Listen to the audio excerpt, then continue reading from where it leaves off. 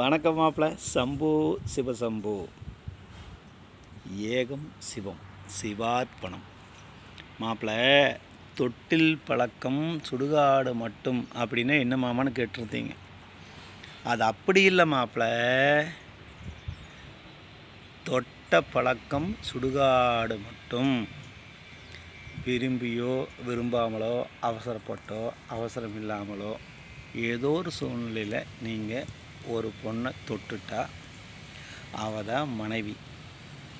அவள் சுடுகாடு போக வரைக்கும், நீங்கள் சுடுகாடு போட வரைக்கும் அது தொடரணும். அந்தளவுக்கு பந்தமாக இருக்கணும். பந்தம் அப்படி பிணைத்து இருக்கிறது.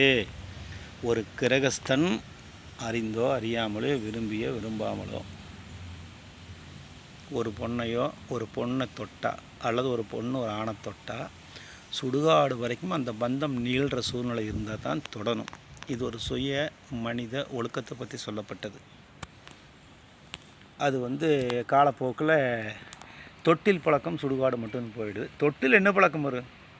கேன்னு அழுதுட்டு இருக்கிற குழந்தைக்கு என்ன பழக்கம் இருக்குது? தொட்டில் ஒரு பழக்கம் இருக்காது. அது தொட்ட பழக்கம் சுடுகாடு மட்டும். இது சித்து வகையில் எப்படின்னா,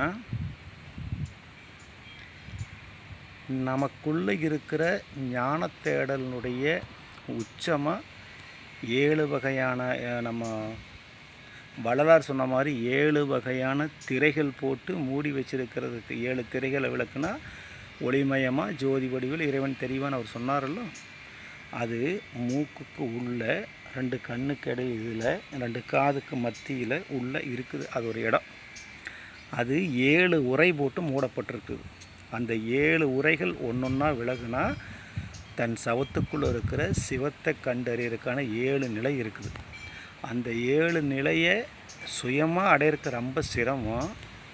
அதை தொட்டு காட்டினா, யாரோ ஒரு குரு இருந்து ஞான வழி சித்து தேடலில் உங்களை சித்தராக்கிறதுக்கான ஞான திறவுகோலில் தொட்டு காட்டுனா, அதுக்கு பின்னாடி நீங்கள் சுடுகாடு போகிறதுக்கு சமமான சமாதி நிலையை அடைய முடியும்.